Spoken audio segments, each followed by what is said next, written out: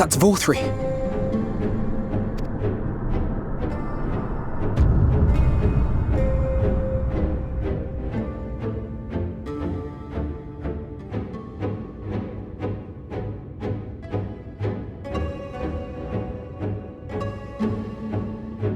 He is attended by Sin Eaters. But how does he keep them from attacking? Mercy! Mercy!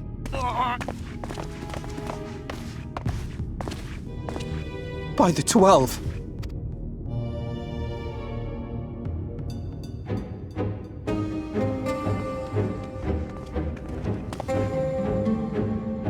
Kaishia, what happened to you? Who are these impudent louts? I do not recall requesting their presence. Lord Vorthri, what is the meaning of this? Why is this poor man bleeding to death on your floor?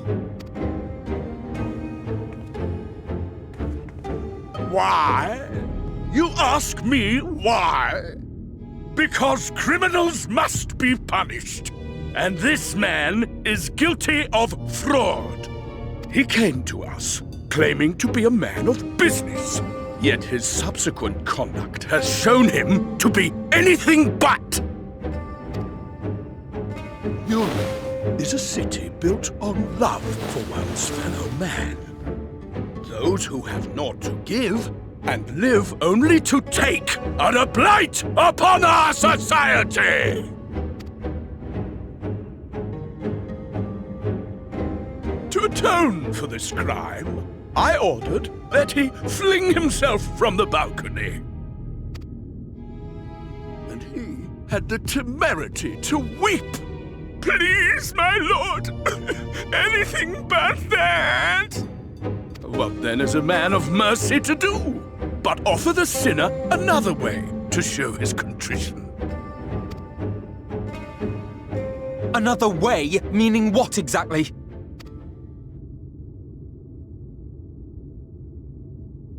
Sin Eaters are part of Yulmor's society, but they must be fed with ether. Living ether. So, I demanded an offering of flesh, carved by his own hand, from his own hide. And still, he could not do as I asked. A wholly unsatisfactory performance. 'Tis true that Kaishia won his place here by fraud, but his actions were driven only by a desire to share in your paradise. That you would cast him out I could almost accept, but to humiliate him thus, to demand his very life? Is this truly the way of Yulmor?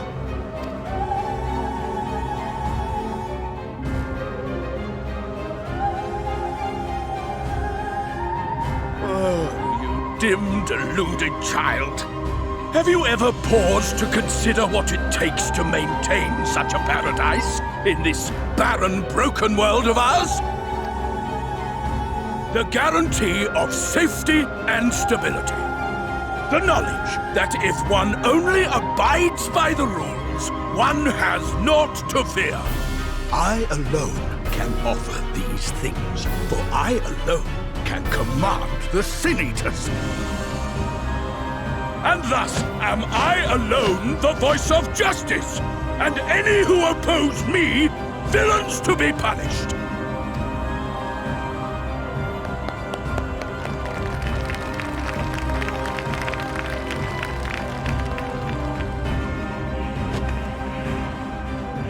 And people call this paradise.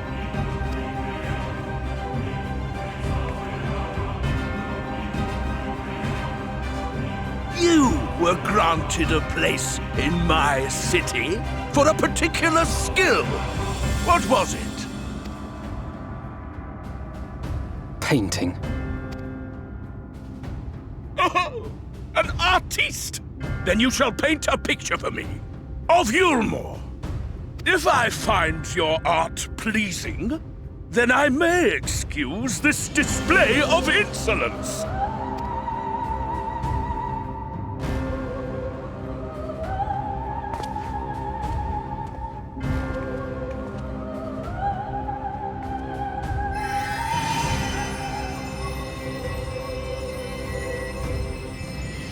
Who gave you permission to tend to that criminal's wounds?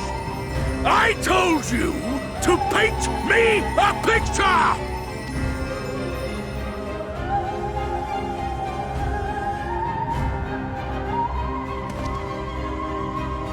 What you need is a mirror, not a painting. It will capture the horror I see before me far better than I ever could.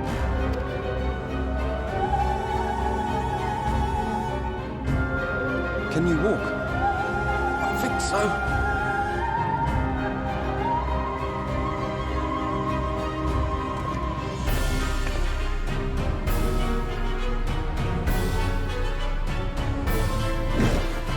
Did that little worm just insult me?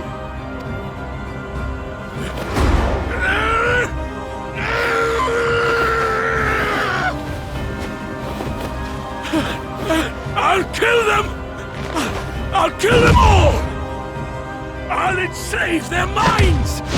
I'll torment them! Torture them! Then tear out their hearts!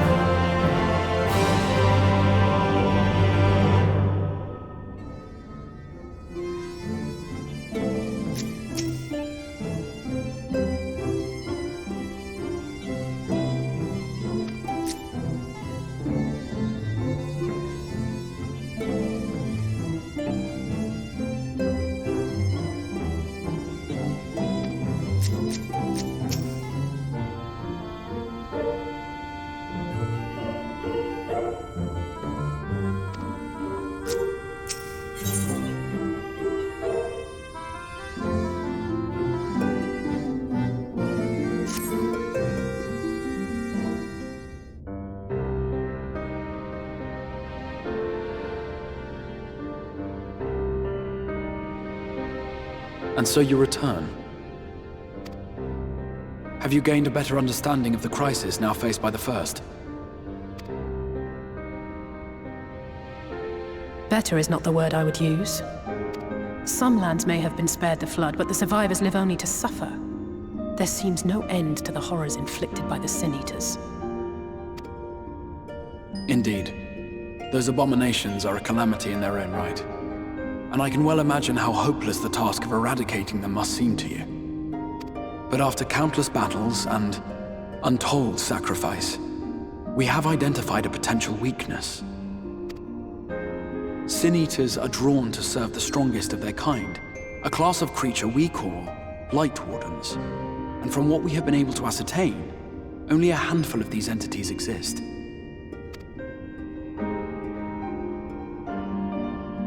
Just as an ant colony will perish in the absence of its queen, we believe that the death of a Lightwarden will cause the lesser creatures within its sphere of influence to disperse.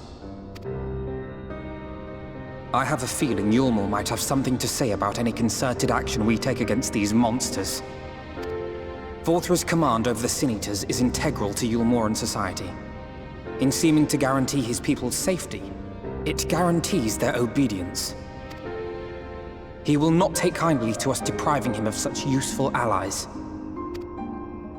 Agreed. Thus we will need to occupy or otherwise divert his forces whilst we proceed with the business of eliminating the Wardens. Until we have done so, all other considerations must be set aside if we are to forestall the 8th Umbral Calamity.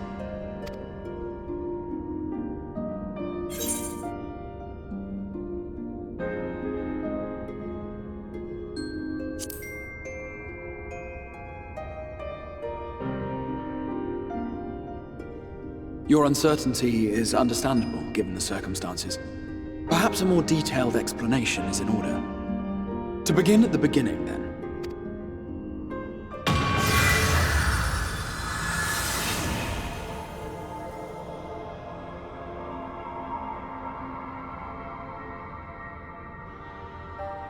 In the ancient past, a single star was divided into 14 worlds. This is the source, your home. These others are the 13 shards, in whose number we find the first. Though physically separate, they retain a connection to each other, and with the source especially. Now, let us assume that a given element in one of the shards attains abnormal ascendancy.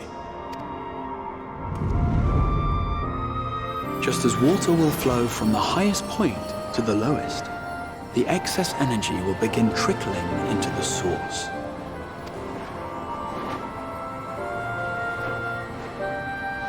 And such an influx of ether will of course exert a palpable influence.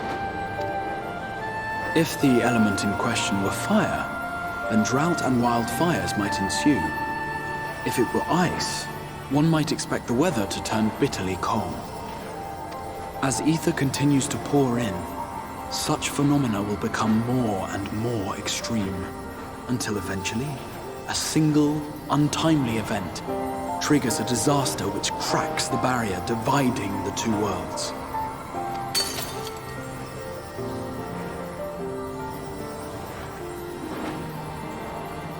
What was once a trickle now becomes a deluge, sweeping the shard along to be rejoined with the source. At the same time, the element which held sway in the shard is unleashed in full, its energies amplifying the original disaster to truly catastrophic proportions. An earthquake thus magnified might strike with enough force to shatter continents. A tidal wave might swell to a size capable of drowning entire nations.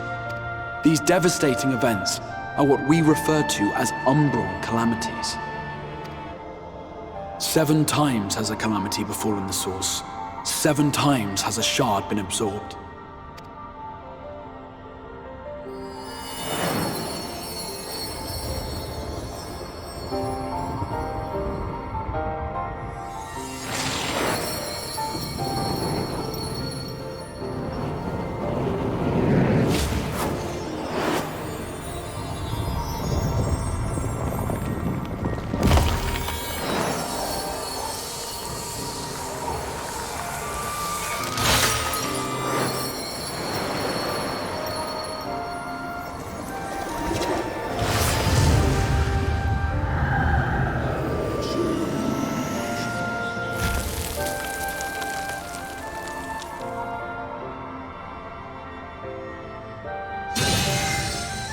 At present, the light-drowned realm of the First stands perilously close to meeting the conditions for a rejoining.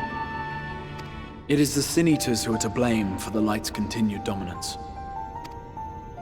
In addition to attracting their lesser kin, the Lightwardens I mentioned earlier radiate ether, saturating every corner of their territory with light. Even here in the flood-spared region of Northrant, their influence is strong enough to banish night from the sky. Thus, if we are to restore balance to the First and head off a potential calamity, it is imperative that we put each and every Lightwarden to the sword. We've been doing our best to take the fight to the enemy ever since we first heard the Exarch's explanation. Though we have yet to claim any meaningful victories if truth be told. Apart from being confoundingly elusive, the Lightwardens possess a troublesome quality which compelled us to delay our plans until such time as you arrived.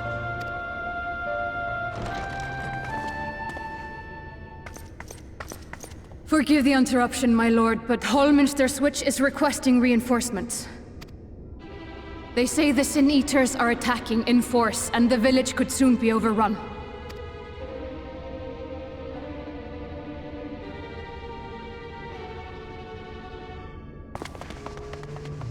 Alert the guard. We should be prepared in case the fighting reaches the Crystarium. You have command of our forces in the field, Captain, but hold off on entering the town until I arrive. That goes for Alphino and Alize as well. My lord.